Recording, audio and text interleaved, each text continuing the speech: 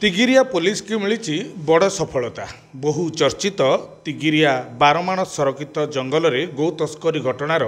पर्दाफाश करुच्ची गोटे पर गोटे ग्रामांचल पुलिस। गत 2 दिन तले बड़म्बा पुलिस छोटा कालिया को गिरफ्त करथिबा बेले आज तिगिरिया पुलिस बारमाण संरक्षित जंगलर जो रही गो तस्करी मुख्य कारपटदार खुदा बक्स ओरफ पाट एवं मजिद खां ओरफ राजा को गिरफ्त कर आज कोर्ट चालाण कर। तेबे आज आम सहित अच्छा आठगड़ एसडीपीओ विश्वजित महांती तांकठू प्रतिक्रिया नवा जे ये जो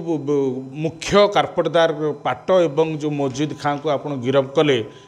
ये कौट गिरफ्त कले एम ना कौन कौन सब मामला रही कौन कौ थाना एम ना सब मामला रही। आमर तिगिरिया इन्स्पेक्टर समरेन्द्र इप्सिता प्रियदर्शन एवं विश्वजित जेना एमाने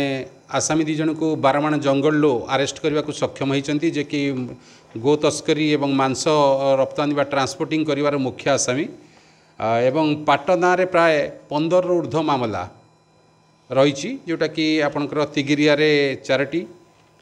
खुंटुणी रे 2टी हिंदोल रे 2टी ढेंकानाल हिंदोल 2टी कानपुर रे गोटे नरसिंहपुर रे गोटे बैदेश्वर रे 2टी बांकी रे गोटे बड़म्बारे 2टी एवं तानारे मध्य डकायत मामला रे एनबीडब्ल्यू रही तानारे एक्सप्लोसिव बॉम्बिंग करवा एवं आर्म्स एक्ट रे मध्य केस रही से परि भाव में मजिद खान रे हिंदोल रे मध्य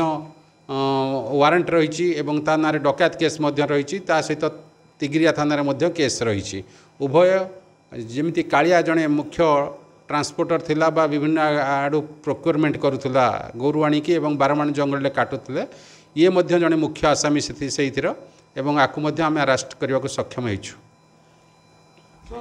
ये जो रही मुख्य कारपटदार पाट जहाँ को कहते तो ता निकटू आप कौन कौन सब जबत कले दुई जन को गिरफ्त कर निकटू कौन मिली जो मिलवा द्वारा कौन सूचना मिलूँ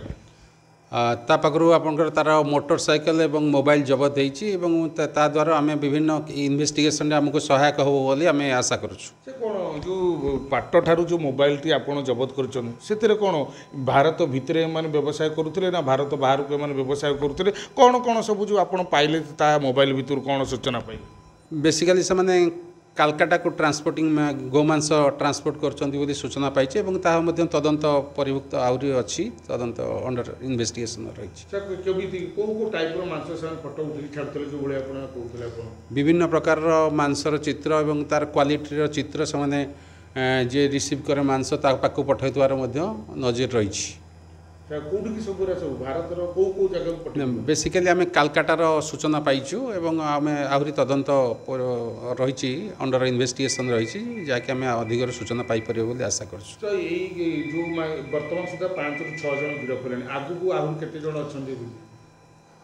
आहरी ए लिस्ट अच्छी से आम खूब शीघ्र